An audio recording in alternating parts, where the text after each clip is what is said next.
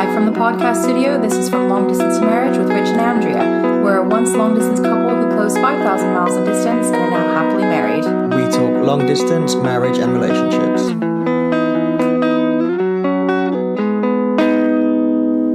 Hi everyone, welcome to episode 35 of From Long Distance Marriage. Can you believe we've done... Can I bereave it? Can you bereave that we've done 35 of these? I don't feel bereaved about it. I think it's quite good. Can you believe it though? Yeah, because the last one was 34. But like time-wise... It has gone quick, yeah. You're so helpful. I know. So today is Father's Day. So to those of our listeners who are fathers, happy Father's Day. We hope you're good dads. To those of you who have dads and have moved away from your family, you might be dealing with some kind of... What did I just say? Moved away from your family? Is that what I said? Yeah, I think so. That's what I meant to say. Right. For those of you who have moved away from your family to be with your long-distance partner, you might be feeling, some emotions today. Which made us think about a topic that we've kind of not glossed over, but only really passed over a bit in other episodes. And that's dealing with the fact that when you move to be with your long-distance partner, the majority of holidays and occasions are going to be spent with that person's family. And that can be kind of hard. I think I've touched on before how sometimes I almost... doesn't happen as much anymore, but sometimes I would almost feel like a bit resentful is the closest closest word I can think of. Does that make sense to you? Mm-hmm. Like, sometimes it just makes you all the more homesick or all the more sad when, so it being Father's Day as an example, you're missing your dad, you're not there, maybe it's the first Father's Day you've been away, and instead you're spending it with your partner's dad, and, even if they're lovely, they're not your dad, and you can just get a lot of emotions about that. And I think I went through a period where I had a lot of negative feelings about stuff like that, and I think had you not really pointed out some behaviors that you were noticing, like just how frustrated and angry I would get with family stuff, and you hadn't told me and I hadn't tried to correct those behaviors, it could have damaged some relationships, I think. My family? Yeah. The way you were getting about my family? Yeah. Yeah. I think that it wasn't that I didn't like them or that they were horrible by any means. Rich has a wonderful family and they've been nothing but good to us. But I just got so pent up and frustrated that everything was with his family, all the holidays, unless we traveled, every year and a half. And I think part of the problem too was back then, we didn't get back to America as much, did we? No, it's a couple of years. Was it a couple? It was because your mum came out quite. My a bit. mom came out a few times, but that was only her that I was seeing, and that was great. But my dad, my siblings, my best friends, my niece, and then eventually my nephew when he came along. So I think it's something to be aware of. Try to not let that frustration. Obviously, if you feel it, you're gonna feel sad, go through the emotions, but it's important to recognize if there are some kind of negative behaviors coming out of it, because that can affect things, and then it can affect things with your partner eventually. If you're not getting on with their family, or you're just always in a sour mood when you're around them, you and your partner eventually will have problems with that. So I guess the best advice I have is follow the advice in other episodes about how to, keep your family involved in your life, schedule FaceTime, send presents, maybe arrange for them to open the gift that you've sent them for the holiday or Father's Day or whatever occasion it is. When you're on FaceTime, try and make it an occasion somehow. I talk to my parents quite a lot, just on a FaceTime audio, because a lot of the times I try and make sure I call my family, my mom and dad, at least once a week when I'm driving home from work, so I can't really FaceTime when I'm driving home. So just through Bluetooth, I do FaceTime audio, and it's, it's great. So that means FaceTime's kind of a special occasion. Now, I think younger people do FaceTime a lot more, wouldn't you say? Oh, yeah. But, with my parents, it's kind of a treat. They know how to do it and stuff, but we just don't do it as much. So, make it an occasion so you still have something to look forward to, and try and find a way to make it special, whether that is, doing FaceTime for a change or something. Just, I don't know, it depends on what you normally do. But also, I'd say try and embrace it. Being with your partner's family, because you know, one day you might end up moving back to where you live, or you might move somewhere completely different, and then they won't have that either. So try and make those memories for your partner to be with their family and enjoy it. So like, for example, today for Father's Day, we had Rich's dad and stepmom and his sister and her husband and their kids come over, and we did a big brunch and had everyone in the house, and it was crazy and it was loud and the kids were screaming, but it was nice. And, you know, and that's a morning that we've had with his dad that was really special. Yeah. Do you have anything to add to any of that? Because obviously you've gone through these feelings of frustration and stuff like with me over the years, in terms of, you know, being apart from my family and on holidays, and from your side, like how it can feel if your partner's getting frustrated or fed up, or...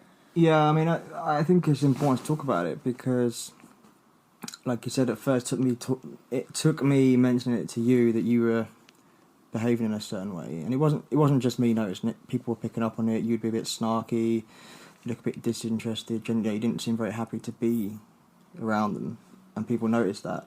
So if you don't have that conversation, everybody suffers, because you're in the position where you're not happy. I'm in the position where I know you're not happy, it makes me not happy, and I'm aware the family's not happy, and then the family thinks, why is this person with this person? Well, it never got like that, No, it didn't. I was saying it could get there. It's important to be aware of it. And I think, you know, as hard as it gets, it's important to remember that it's still, at the end of the decision you made, it's not a decision the people in the family made. So they shouldn't be impacted by it. And it's just about, you know, you have to engineer your life in a way that gives you what you want. So if it's, I'm upset I'm not talking to my family enough, then set up a routine with them to talk to them more. There's any number of ways you can do that, I guess. Everyone knows how their family operates. It may be that maybe there's something that you used to do that you don't do anymore. Like, if a family did Friday movie night and you're not there for it anymore, then you feel like you're missing that. So, one, can you recreate anything where you are now? And two, can you have extra contact with your family? Like, maybe FaceTime them before they're sitting down to watch the film. Like, or watch, if you can get the same movie, like, watch it at the same time as them and message about it or something, like long distance relationship. Yeah. So I think just try and think of how you can. Well, we've done that episode, or you've mentioned in previous episodes that when you close the distance with your partner, you just open up a long distance relationship with your family. So kind of think, what would I be doing if this was my boyfriend, girlfriend, husband, wife, whatever? That'll probably shift your attitude a little bit. And I know one of the other things you found hard was that you, like, from everyone else's point of view, life goes on as normal because anything that's changed is you're not there. Mm-hmm. Whereas for you, everything had changed and your family wasn't there. So you kind of had this expectation that people would still be talking to you and reaching out to you and, like, sort of clamouring to maintain your presence there. And you're a bit, because, like, you know, they still have to go up and go to work and they still have to come home and cook dinner. And so I think managing those expectations and being aware that it's probably going to have to be you that really makes the effort. And I think that's how it should be, because you are the one upping and leaving. Yeah. You're the one that needs to demonstrate that you're not abandoning them. You know, you do still love them and want that time with them. So that's my 2 cents. Yeah, totally. But like I said, I think throwing yourself into it, embracing it as much as you can. Like, I'm also very fortunate that, like, you know, I know some people's in-laws, or even if you're not married, you know, your partner's parents or family, you know, sometimes there's some nasty characters. We've all heard the nightmare stories of mother-in-laws and, you know, sister-in-laws, and, you know, whatever. You know, that's not a situation. You know, we're very fortunate that everyone really gets on. Like, yeah, Rich's parents are divorced and, like, they don't really have much contact, but, you know, Rich really likes his stepdad. He really likes his stepmom, and, you know, there's no real animosity. Everyone gets on, and everyone's really nice to me and has embraced me and our relationship. And, you know, both your mom and stepdad and your dad and stepmom always say, you know, what a great couple we are and stuff. Like, they're happy about us being together. So, you know, it makes me feel kind of bad even that it was ever an issue where I was just getting fed up. And it just makes you think, you know, like, when you're watching me watching you, like, with your dad on Father's Day, you can't help but get a pang. Like, oh, okay, well, I'll talk to my dad later, and I sent him a present and a card or whatever. but you can't help but feel what you're missing. No, and I think if you're able to, like, for you it's a long way and it's a lot of money and stuff, but for people that's maybe not quite as extreme, maybe try and figure it out so that you're actually there occasionally. So maybe 1 year you can save up the money. So maybe from now you can say, do you know what, I really want to be there next year. So you start saving enough money every month where you can get your ticket and you can be there and a few days off work. Yeah. Because it hasn't got to be a ticket. I was talking to someone at work the other day that she used to work for an airline, and she wasn't a stewardess, but she they used to get basically free tickets. And so they'd just go, like, she'd go from here in England to Vegas for a weekend. Like, you don't have to turn into this long thing. So you don't think, I've got to take a week or 2 weeks off work. You could just say, right, I'm going to get there the day before Father's Day. I'll be there for the day and I'll come back the day after. Oh, it's not even worth it for the jet lag. Or the day after. But if you get free tickets, that's one thing. Like, well, I'm just saying, it doesn't have to be a full holiday that you've got to think, I can't get time off work for it. I can't do this. If it's that important to you, then just do a few days. Yeah, and like if it's like Australia, then and you're 24 hours away from Australia, then that's a bit different. But the general point is, try and think, can I be there for it at all? Or can you arrange to do something else? Are you able to meet in the middle with your family, so they turn it into a bit of a trip and you turn it into a bit of a trip and everyone meets up? Yeah. I mean, it was really nice. I think we mentioned when we talked about my brother's wedding last month that it just so happened that his wedding was the day before Mother's Day. And it didn't even occur to me that was the situation until like a few weeks before. Because I realized, oh yeah, Mother's Day is coming up. I need to get my mom a card. And like, it's confusing for me here because Mother's Day in England is in March. Yeah. And then in America, it's in May. So I always have to remember in March, like when you're getting a card for your mom, oh, I better grab one. Try and find one that doesn't say mum. Try and find one that just says like Happy Mother's Day or whatever. And then I have to then save that and set myself a reminder for a week before Mother's Day to send it. So I had gotten my mom a card in March. And then here we were like maybe towards the end of April. And I was like, oh yeah, when is it? I looked it up. I need to send it. And I realized it was the 9th, which was the day after my brother's wedding. And I was just so stoked. Like when I was sitting at work and I'd messaged Rich and I was like, oh my God, guess what? We're going to be there for Mother's Day. And like I almost cried at my desk. Like it was a really emotional thing. So, it's great if you can find another reason to be out there for these holidays. And it's not just Mother's Day and Father's Day. I find for me the actual hardest is Thanksgiving because it's just a nothing day here. It's just a Thursday. Everyone here is always like, oh yeah, what's Thanksgiving for? Like I worked in the same company for almost 5 years before my job now. And every year they'd say, oh, happy Thanksgiving. What does it mean again? What's it for? What's the meaning of it? Every year. And I would tell them every year and they would always forget. And so not only that, but when, at lunchtime or whatever, when you get on Facebook, everyone back home's getting up, they're starting to cook, family, oh, so-and-so's here. Like, it's all this family togetherness that you're missing out on, and you're just sitting at your desk at work. And that's a really hard thing.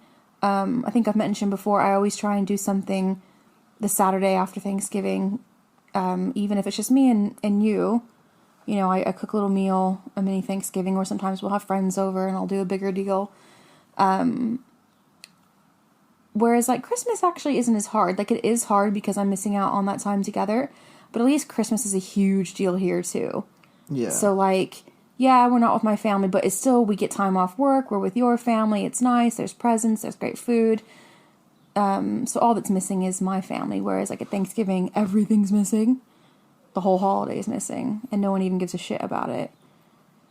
So I think you just need to find your own coping mechanisms for that. But really the main thing is try not to let it become a problem in the sense that you're just so fed up with it. Feel it, acknowledge it, but don't let it become an issue between you and your partner because that's not what you want. Like, yeah, it is true, like what you said a few minutes ago. Like, it is a decision you made to come here, but it's not an easy decision. It's like having kids. You decide to have kids, but then they're really, really hard work, and you have to work through that. Yeah, but I think the thing with decisions is they all have consequences, and... But it doesn't mean you're not going to suffer. No, that's not what I was going to say. They have consequences, and it's important that you think about what they all entail before you move, for one. Before you make that decision, think, what am I going to be giving up? What am I going to be gaining? You know, and there's no harm in writing that out. Have a list of pros and a list of cons, just so you go into it eyes wide open, because the more you know, the better prepared you can be. And I think that's a really important thing. And then once you're already there, you have to accept, like, okay, yes, it's hard. I'm not seeing people, and I wish they'd come out here more, but it is my decision that I went. I'm the one that has to make more effort. Not all the effort. I don't think you should make all the effort, but I think you need to make the lion's share of it. Yeah, and that's fine. And yeah, it's good to have a game plan and stuff, but you don't know how you're going to feel until you're out there living it. Like, no, of course not, but it's just about preparation. Yeah, and I guess... At least you can know, if you go out there and you don't know anything, then you're going to be sort of scrambling around. If you say, okay, I know it's going to be hard, so, right, Mum, Dad, I'm going to call you every Tuesday night and Saturday morning. So when you're out there and then it's hard, you're like, I know I'm talking to them tomorrow. You can start to just put some systems and routines in place. You can have the conversations in advance. You can, you don't have to make all the mistakes and all the things for yourself. You can learn from what other people have gone through. And I guess I didn't have that. When I did this, when I moved, I don't think there were any long distance relationships. No, but if we were to ever end up moving back, it's still not something I've done, but I would have learned from watching what you've gone through. Yeah. Physically, you and how people have responded to you not being there. That people who have come out to visit us and the people who haven't come out to visit us. Like, your family's been here, not one of your friends has been out here. No. It's just things like that. It's like, okay, what can I... And equally for me, I've had my best man moved to Australia. We've never been out to visit him. So you can start to have those expectations. Okay, who can I really expect to come out here? And in turn, who do I expect I'm not going to see very much of anymore? Okay, I'm going to try and see those guys more before I go. Yeah. See, it's just the more prepared you are, the better your expectations. And I think it's one of those things of prepare for the worst, but hope for the best. So you hope it's going to be better than what you imagine, but if you expect no one's going to come and visit me, I'm going to see people maybe every couple of years. Like, if you prepare for that to be the scenario, you'll make more effort before you go, and you'll make more effort when you're there to keep in touch with people. And the more you do, the better you'll feel. And I think that's also going to keep the relationship more alive with your family and friends, and then they in turn are probably more likely to want to do something on their end to come and see you, or even to get a conversation with you. Because I think, like you said earlier, younger people are FaceTiming and Snapchatting and stuff, and that can really help you feel connected. So if you've got friends who are back in your home country who still remember to include you in a group chat, still, I found this funny meme, I thought of you. Those little things make all the difference that you're still part of that network. Yeah. It's just really easy to feel left out, is what it comes down to when you move away. And, it is up to you, and it is your responsibility to, keep doors open and keep relationships going. Like, you have moved. People need to put their effort in too, but, it is going to be down to you, and that's something to be prepared for, really. And don't let because there are bad feelings. There's sadness, there's loneliness, there's a feeling of dejectedness, is that right? You feel dejected, yeah. But I just didn't know if the ness made sense. Dejectedness. Yeah, it's an isolating feeling, and holidays and occasions, birthdays, anniversaries. Like, my dad retired last year, and there was a huge retirement party, and I would have loved to be there, but, our circumstances didn't allow it. And we'd already booked tickets to go out at Christmas, so, I guess what I'm trying to get at is, like, you're gonna feel this, and that's fine, that's healthy. It'd be weird if you didn't find it difficult, but find a way to not let it poison, what you do have with your family, what you have with your partner's family, and just make the best of it that you can.